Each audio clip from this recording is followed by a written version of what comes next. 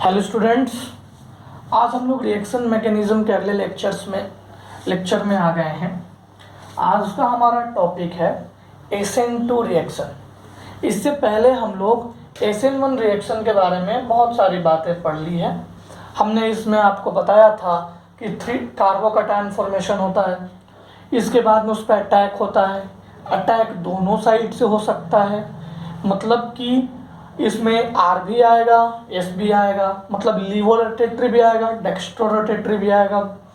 इसके बाद में हमने इसमें पढ़ा था कि पोलर प्रोटिक सॉल्वेंट यूज़ करते हैं। हमने इस न्यूक्लियोफिलिक सब्स्टिट्यूशन में हमने ये देखा था कि ये फर्स्ट ऑर्डर रिएक्शन है, ये न्यूक्लियोफाइल पे डिपेंड R न्यूक्लियोफाइल पे डिपेंड करता है, नहीं करता है।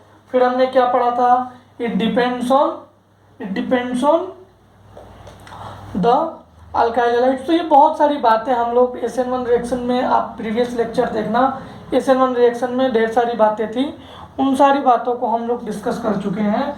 आज हम सब्स्टिट्यूशन न्यूक्लियोफिलिक बाईमोलिकुलर पढ़ेंगे। आज हम SN2 रिएक्शन पढ़ने जा रहे हैं, ठीक है। SN2 reaction substitution nucleophilic bimolecular.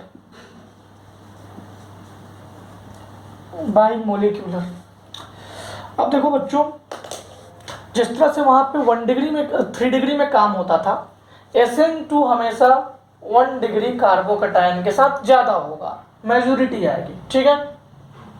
Plus KOH minus ये प्लस, ठीक है। अगर मैं यहाँ पे कोई, वहाँ पे क्या लेते थे, पोलर प्रोटिक, यहाँ पे हम लेंगे पोलर एप्रोटिक सॉल्वेंट। जैसे जैसे लेक्चर आगे बढ़ेगा आपको समझ में आ जाएगा कि हम लोगों ने पोलर एप्रोटिक सॉल्वेंट क्यों लिया, ठीक है। तो बनेगा क्या, बनेगा वही CH3 OH यहाँ पे आके लग जाएगा, X माइनस बाहर चला जाएगा, X माइनस बाहर जाएगा, ये क्या है, न्यूक्लियोफाइल है, ओल्ड न्यूक्लियोफाइल रिमूव करेगा, न्यू न्यूक्लियोफाइल आके यहाँ अटैच करेगा, X माइनस, और सब K प्लस के साथ ये रिएक्शन करके KX बना देगा, ठीक है। तो यही है हमारा बेसिक रिएक्शन। SN2 में बेसिक रिएक्शन हमारा यही है। अगर ये SN1 रिएक्शन होता तो कार्बोकैटायन का फॉर्मेशन होता। Carbocation is formed in SN1 reaction. Carbocation is not formed in SN2 reaction. SN2 reaction में कार्बोकैटायन का फॉर्मेशन नहीं होता है। हम देखेंगे किस तरीके से ये बनता है, किस तरीके से SN2 रिएक्शन होता है, हम मैकेनिज्म देखने जा रहे हैं बच्चों। तो आप यहाँ तक लिख लीजिए, यहाँ तक लिख लीजिए, ओके। अब मैं ये सिर्फ लाइन मिटा रहा हूँ।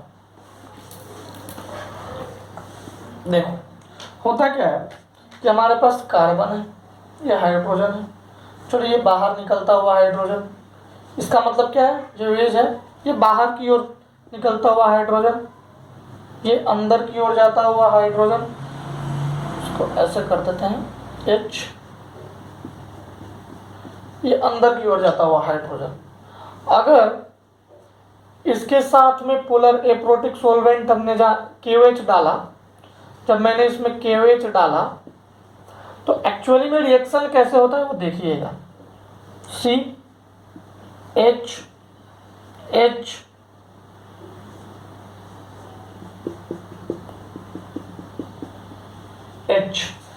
एक्चुअली में होता क्या है बच्चों कि ये X, इस H की जगह पे क्या लगा हुआ है, इस X की जगह पे H की जगह पे X लगा हुआ है, यही रिमूव होगा और OH ऐड होगा, यही रिमूव होगा और OH ऐड होगा। देखो बच्चों होता कैसे है, कि रिएक्शन होता कैसे है, एक साइड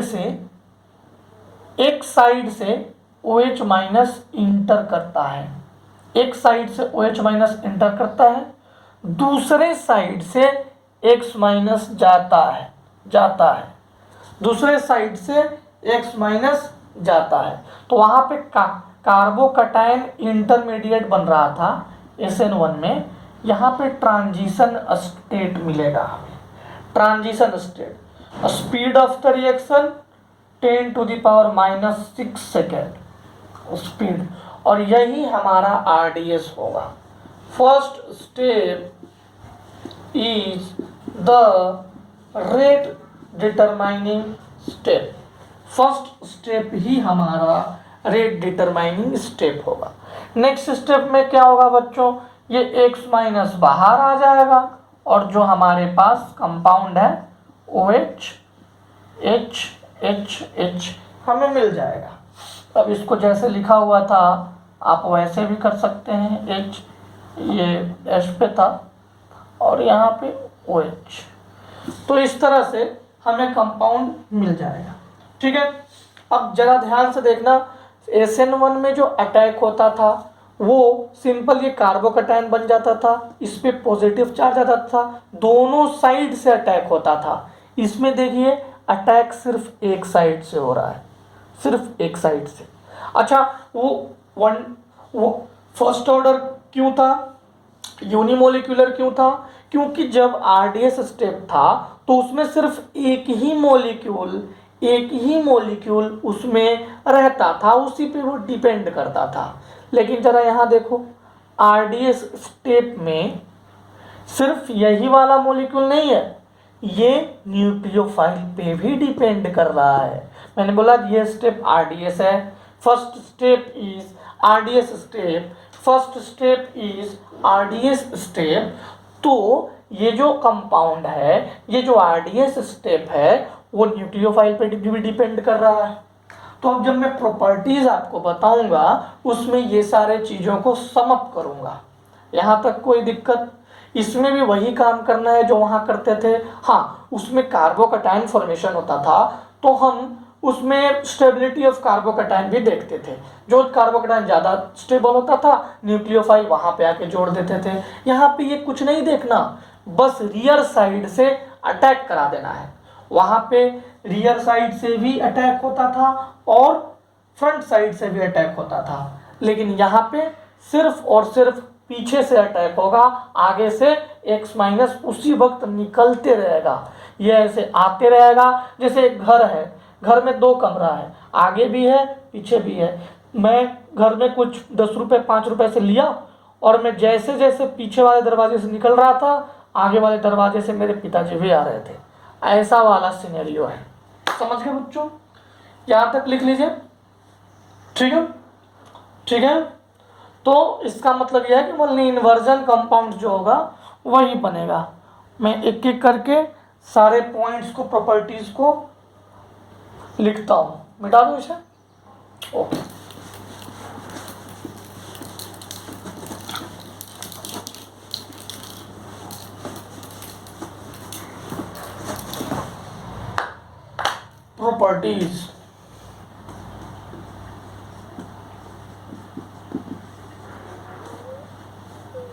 प्रॉपर्टीज, प्रॉपर्टीज क्या क्या हो सकता है? फर्स्ट प्रॉपर्टी क्या होता है? Single step and that step is RDS. Single step and thus that step is RDS. It is bimolecular. ये बाईमोलिकुलर क्यों है? आपने अभी देखा RDS स्टेप में 2 मॉलिक्यूल थे, एक तो न्यूक्लियोफाइल के और एक इनके खुद के। RDS step is bimolecular because it has halogen and also it has attacking nucleophile. Okay, अब बताओ ऑर्डर ऑफ रिएक्शन क्या होगा? ऑर्डर ऑफ रिएक्शन बोलिए। ऑर्डर ऑफ रिएक्शन देखो, रेट ऑफ रिएक्शन जो था वो न्यूक्लियोफाइल पे भी अब डिपेंड कर रहा है और अल्काइल हैलाइड पे भी डिपेंड कर रहा है, दोनों पे डिपेंड कर रहा है। तो ये क्या हो गया? Second order reaction. Second order reaction. अब जरा सोचो, मैं कहूंगा कि if nucleophile is doubled, if nucleophile is doubled, rate भी डबल हो जाएगा, रेट विल ऑल्सो भी डबल। और यही चीज SN1 में नहीं होता था, वो तो न्यूक्लियोफाइल पे डिपेंड ही नहीं करता था। समझ रहे हो ना? If alkyl halide is doubled, rate भी डबल हो जाएगा। समझ रहे हो ना? Means it depends on both, rate depends on both nucleophile and alkyl halides। समझ गए? बहुत आसान था, बहुत इजी था। प्रॉपर्टीज एक और प्रॉपर्टीज दो आपने देख लिया। अब हम प्रॉपर्टीज थ्री देखते हैं। पॉज करके नोट डाउन कर लीजिएगा।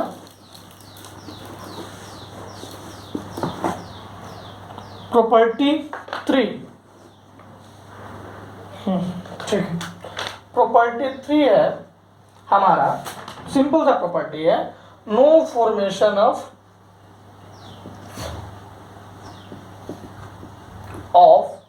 कार्बोकटायन। कार्बोकटायन का फॉर्मेशन नहीं होता है। Instead transition state is formed. मैंने अभी दिखाया कार्बोकटायन नहीं बनता है, transition state is formed, transition state बनता है। So stable transition state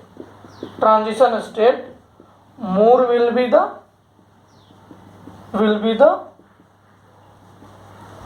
rate of SN2 reaction, ठीक है। ये तीन बातें समझ में आ गई। अब मैंने एक और बात है कि आपको बताया था, attack will occur only from rear side, rear या बैक साइड। ये फ्रंट साइड से अटैक होगा ही नहीं। क्यों नहीं होगा? आपको मैंने दिखाया कि जैसे जिस वक्त ये अटैक हो रहा होगा उस वक्त वो बाहर जा रहा होगा, इसलिए सिर्फ और सिर्फ बैक साइड से ही अटैक पॉसिबल है, ठीक है। वहां पे क्या था, वो पूरा कार्बोकटायन बन गया था, उसके पास इधर से भी अटैक कर सकते थे, इधर से भी अटैक कर सकते थे, वो कार्बोकटायन बन चुका था। लेकिन यहाँ पे क्या है, ये कार्बोकटायन बना नहीं है, ये निकलते रहेगा, ये आते रहेगा, ये निकल जाएगा, ये आ जाएगा। समझ गए होंगे आप तो, ठीक है। अब नेक्स्ट पॉइंट है, nucleophile donates its lone pair, nucleophile donates its lone pair in anti bonding orbital. ये आपने केमिकल बॉन्डिंग में मैंने आपको पढ़ाया है कि बॉन्डिंग ऑर्बिटल और एंटी बॉन्डिंग ऑर्बिटल्स क्या है। ऑर्बिटल्स ऑफ कार्बन होगा भी, न्यूक्लियोफाइल डोनेट करके एक बॉन्ड बनाने वाला है, तो जो कार्बन के साथ बॉन्डिंग ऑर्बिटल में जो हाइड्रोजन है वो बाहर जाते रहेगा, तो जो इसका इलेक्ट्रॉन्स आएगा, जो इसके लोन पेयर आएंगे, वो कार्बन के एंटी बॉन्डिंग ऑर्बिटल्स में आएंगे। ये तो सोचने वाली बात है, ये तो मतलब होगा ही होगा। अब चौथा और मोस्ट इंपोर्टेंट क्या है, सोलवेंट। कौन सा सोलवेंट यूज होगा इसमें भाई? उसमें पोलर प्रोटिक सोलवेंट यूज होता था। Solvent used here is polar aprotic solvent. Polar aprotic solvent कौन कौन सा हो सकता है? CH3, C double bond O, CH3। और क्या हो सकता है? और क्या हो सकता है? O double bond CHN, NH3, CH3। ठीक है, इसको बोलता है DMF, dimethyl formyl, dimethyl formyl, DMF। और ये क्या था? ये एसीटोन है, सिंपल सा एसीटोन है।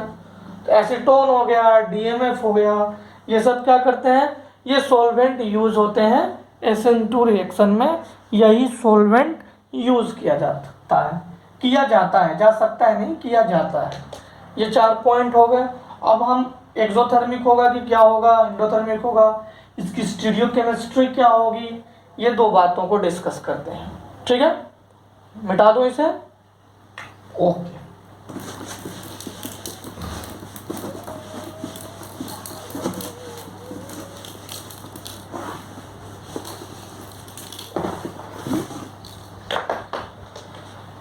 छठा है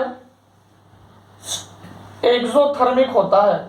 जो SN2 reactions are exothermic. Exothermic मतलब low temperature rate will be higher, rate will be higher. SN2 reaction are exothermic. और याद रखिएगा SN2 और SN1 दोनों ही एक्सोथर्मिक होते हैं, तो मैं वहां पे भी यही बात लिखवाया होगा। स्टीरियोकेमिस्ट्री क्या होगा बच्चों? स्टीरियोकेमिस्ट्री, देखो एक बात तो मैं आप लोग देख ही लिए कि इसमें D और L दोनों नहीं बनेगा। क्यों? क्योंकि एक ही बन रहा है, एक ही साइड से अटैक हो रहा है। SN1 में क्या था? देखो SN1 में क्या था कि ये था, ऊपर से भी अटैक होता था, नीचे से भी अटैक होता था। तो इसमें D और L, D भी मिलता था, L भी मिलता था, R भी मिलता था, S भी मिलता था। लेकिन इसमें ऐसा कुछ नहीं होगा, इसमें सिर्फ एक ही मिलेगा, सिर्फ एक ही मिलेगा। और स्टीरियोकेमिस्ट्री को सबसे पहले वाल्डन साहब ने देखा था। Walden saw it first, so it is called Walden inversion.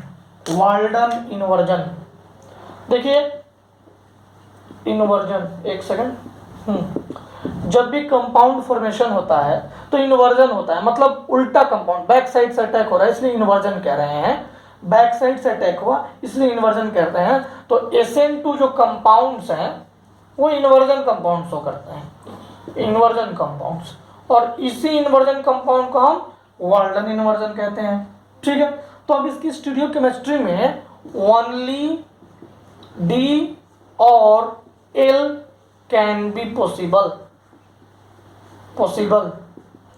D और L या R और S में से कोई एक ही पॉसिबल है, दोनों पॉसिबल नहीं है क्योंकि अटैक सिर्फ एक साइड से हो रहा है। फॉर एग्जांपल देखो, जैसे CCl, DHT,